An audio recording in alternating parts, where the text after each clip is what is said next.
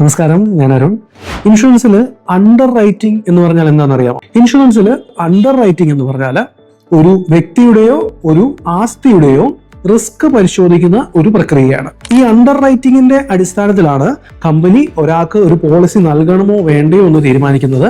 അതുപോലെ തന്നെ എത്രയാണ് പ്രീമിയം എന്ന് നിശ്ചയിക്കുന്നതും ഈ അണ്ടർ റൈറ്റിംഗ് കഴിഞ്ഞിട്ടാണ്. നമ്മളൊരു പോളിസിക്ക് അപ്ലൈ ചെയ്ത് കഴിഞ്ഞാൽ ഉടൻ തന്നെ അത് അപ്രൂവ് ആവുകയില്ല. ഈ അണ്ടർ റൈറ്റിംഗ് ടീം ആദ്യം നിങ്ങളുടെ ക്ലെയിം അപ്രൂവ് ആകാനുള്ള സാധ്യത, അതുപോലെ നിങ്ങൾക്ക് ഭാവിയിൽ വരാനുള്ള റിസ്ക്, ഇതെല്ലാം അനലൈസ് ചെയ്യും. ഈ മുഴുവൻ വിലയിരുത്തലിനെയും ചേർത്ത് പറയുന്നതാണ് അണ്ടർ റൈറ്റിംഗ് എന്ന്. ഈ അണ്ടർ റൈറ്റിംഗിന്റെ കുറച്ച് ഗുണങ്ങളും ദോഷങ്ങളും നമുക്ക് നോക്കാം.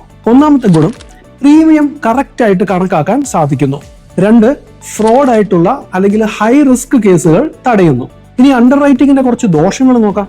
1, പോളിസി അപ്രൂവ് ആകുന്നത് വൈകിയേക്കാം. 2, ഹൈ റിസ്ക് കേസ് ആണെങ്കിൽ പോളിസി റിജക്റ്റ് ആയേക്കാം. 3, ഹെൽത്ത് ഇഷ്യൂസ് ഉള്ളവരാണെങ്കിൽ പ്രീമിയം കൂടും. 4, കൂടുതൽ രേഖകളും മെഡിക്കൽ റിപ്പോർട്ട്സും നമ്മുടെ കയ്യിൽ നിന്ന് ആവശ്യപ്പെടാം.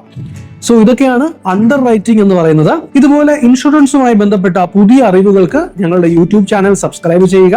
അതുപോലെ നിങ്ങൾക്ക് ഇൻഷുറൻസ് പോളിസി എടുക്കാൻ പ്ലാൻ ഉണ്ടെങ്കിൽ ഞങ്ങളെ കോൺടാക്ട് ചെയ്യൂ. നിങ്ങൾക്ക് സ്യൂട്ടബിൾ ആയിട്ടുള്ള ഒരു പോളിസി തന്നെ നമ്മൾ സെലക്ട് ചെയ്തു തരാം.